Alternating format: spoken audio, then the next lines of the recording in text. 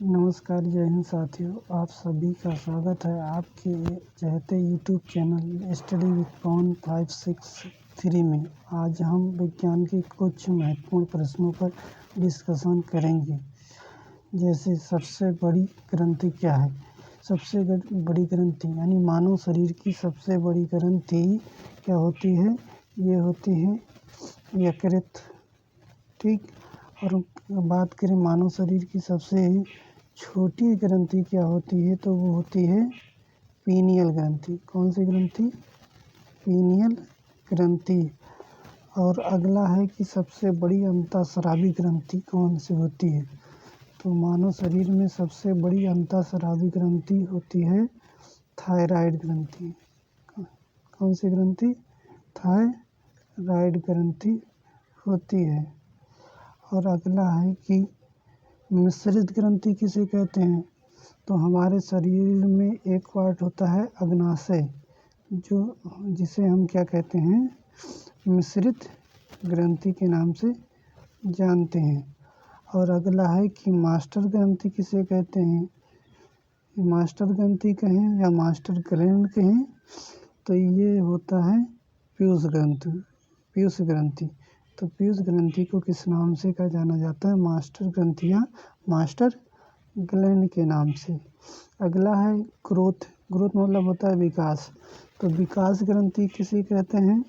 तो इसी पीयूष ग्रंथि को ही हम विकास ग्रंथि के नाम से भी जानते हैं। अब अगला है मास्टर ग्लैंड। तो मास्टर ग्लैंड जो होता है, ये होता है हाइपोथैलेमस।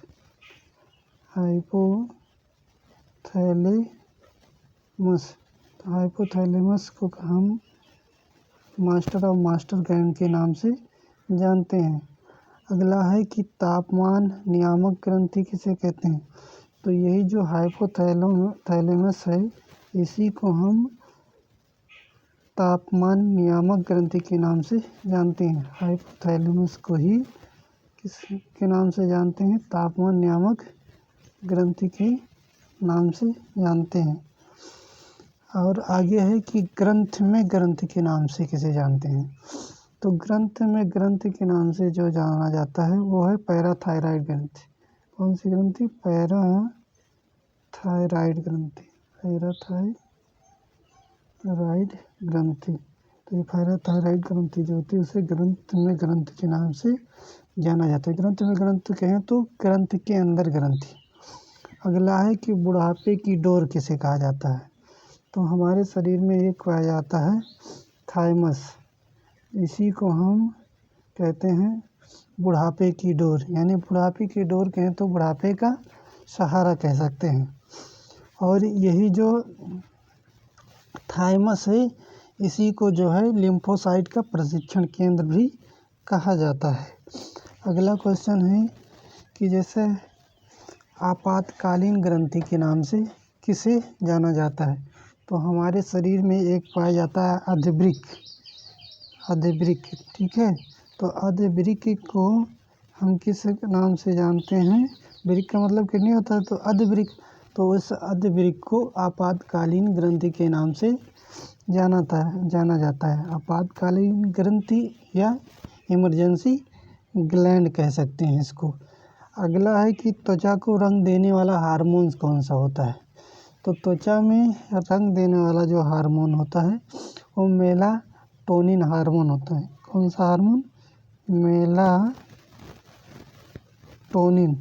मेलाटोनिन नाम का एक हार्मोन होता है जो हमारे शरीर के त्वचा को रंग प्रदान करता है। कोई सांवला हो, गोरा हो, तो ये सब रंग देने का कार्य कौन करता है? एक मेलाटोनिन नामक हार्मोन पाया जाता है।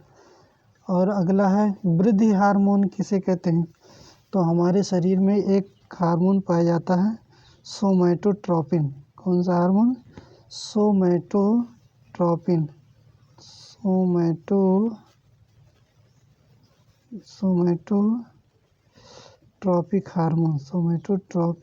हार्मोन। तो इस सोमैटोट्रोपिक हार्मोन्स को हम वृद्धि हार्मोन्स के नाम से जानते हैं। अब हम थोड़ा सा अध्ययन करेंगे अब हमारे शरीर में जो मुख में दांत पाए जाते हैं उसके बारे में। ठीक, तो यहाँ पर हम बात करें दांत के अध्ययन की। तो हम दांत जिसमें दांत का अध्ययन होता है तो दांत के अध्ययन को हम कहते हैं ओडोंटोलॉजी। क्या कहते हैं? ओडोंटोलॉजी। तो दांतों का जो अध्ययन तो होता है वो ओडोंटोलॉजी कहलाता है, ओडोंटोलॉजी। अब बात करें कि हमारे दांत का निर्माण किस चीज़ से हुआ है। तो दांत का जो निर्माण हुआ है हमारे वो जो है कैल्शियम फास्फेट से हुआ। कैल्शियम फास्फेट, अगर इसको अलग अलग नाम से जाने तो कैल्शियम और फास्फोरस से हमारे दांतों का निर्माण हुआ है। बात करें कि हमारे शरीर में हमारे मुख में जो है कुल कितने दांत निकलते हैं। तो यहाँ पर जो है मनुष्य में जो दांतों की संख्या कुल पाई जाती है होती है 32 यानी 32।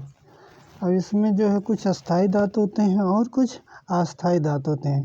तो अस्थाई दांतों की बात करें तो इसकी संख्या होती है 20। इसको द्विवार दंती भी कह सकते हैं क्योंकि ये जो है एक बार यानी जब हम बाल्यावस्था में प्रवेश करने लगते हैं, पूर्वावस्था या बाल्यावस्था में, तो ये दांत जो है टूट कर गिरने लगता है और इसके जगह पर जो है अस्थाई दांत उगने लगता है। अब हम बात करें कि अस्थाई दांतों की संख्या कितनी होती है। तो अस्थाई दांतों की संख्या होती है 12, यानी 20 और 12 जोड़ देंगे तो हो जाएगा 32। अब इसमें जो है बात करें कि बुद्धि के दांतों की संख्या कितनी होती है। तो बुद्धि के दांतों की संख्या होती है बुद्धि के दांतों की संख्या होती है 4। इसी को हम विजडम टीथ भी कहते हैं। अब हम बात करें कि मनुष्य में जो है कुल निकलने वाले दांतों की संख्या है, यानी कितने दांत जो है जीवन भर में निकलते हैं। तो ये इस दांतों की संख्या हो जाएगी 52। अब कहेंगे 52 कैसे दांत हो सकते हैं। तो यहाँ पर जैसे ये 20 दांत निकला और फिर वो छड़कर उसके स्थान पर 20 दांत पुनः निकला। और ये जो 12 दांत होता है ये जो अस्थायी तौर से निकलता है, जो कभी नहीं गिरता है। तो इन सभी को अगर तीनों को जोड़ लिया जाए तो ये 20 40 और 12 कितना 52। तो इस प्रकार से जो है मनुष्य में जो है कुल निकलने वाले दांतों की संख्या कितना होती है 52 होती है। अब अगला क्वेश्चन है कि बात करें कि दांत का सबसे कठोर भाग क्या होता है। तो दांत में सबसे कठोर भाग पाया जाता है इनामेल। तो इनामेल जो होता है ये दांत का सबसे कठोर भाग होता है। अब बात करें हम दांत के प्रकार की, तो हमारे मनुष्य के मुख में जो है 4 प्रकार के दांत पाए जाते हैं। पहला होता है इंसीजर, इसको हिंदी में जो है कृंतक भी कहते हैं। क्या कहते हैं? कृंतक। और दूसरा होता है केनाइन। तो कृंतक जो होता है ये जो होता है चपटे आकार का होता है। इसके आकार की बात करें तो कैसा होता है? चपटा। ठीक, तो ये भोजन को खास तौर से काटने का कार्य करता है। अगला है केनाइन, जिसे हम छेदक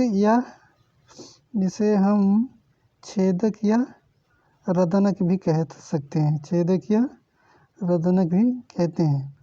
ठीक, ये दांत जो है नुकीला होता है जो भोजन को चीरने फाड़ने का कार्य करता है। और दांत का अगला प्रकार है प्रीमोलर, इसी को हिंदी में कहते हैं अग्र चवर्णक। तो क्या कहते हैं? अग्र चवर्णक। ठीक, तो ये अग्र चवर्णक जो होता है ये भोजन को चबाने का कार्य करता है। ठीक, भोजन को चबाने का कार्य कौन करता है? अग्र चवर्णक। और अगला बात करें तो वो है मोलर, जिसे हम क्या कहते हैं? चवर्णक कहते हैं। ठीक, अब बात करें कि कौन सा दांत कितना है। तो बात करें हम इंसीजर की, यानी जो कृंतक होता है चिचपटे आकार का होता है, जो भोजन को काटने का कार्य करता है। तो इनके इनके दांतों की संख्या होती है, कुल दांतों की संख्या होती है 8, क्योंकि 2 दांत ऊपर और 2 दांत नीचे, वन साइड यानी एक किनारे पर, और जो है यही जो है दूसरे किनारे पर भी होता है।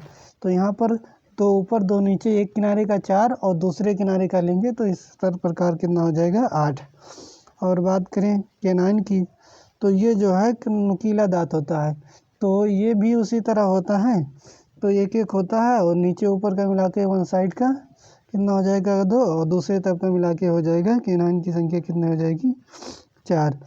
और इसी प्रकार अग्रचर्वणक की बात करें तो ये अग्रचर्वणक की दांतों की संख्या होती है 8, और जो है चर्वणक दांतों की संख्या कितनी होती है 12। इस प्रकार हम सभी को जोड़ लें तो ये दांतों की संख्या हो जाती है 32, क्योंकि 12 8 20, 20 4 24, 24 8 होता है 32। तो इस प्रकार दांतों की कुल संख्या कितनी होती है 32। और अगर दांत के बारे में बात करें तो दांत में जो है एक ऑसिन नाम की प्रोटीन पाई जाती है, और दांत में जो पीलापन होता है तो यहाँ हमारे उसमें जो है फ्लोरीन नामक तत्व पाया जाता है, उसके कारण जो है दांत का रंग जो है हल्का पीला होता है। और बात करें कि हम दांत का अधिकतम भाग क्या पाया जाता है, तो डेंटाइन पाया जाता है, जो कि पीले रंग का होता है। ठीक, जय हिंद साथियों। अब आपको अगर वीडियो अच्छा लगे तो शेयर करना ना भूलें।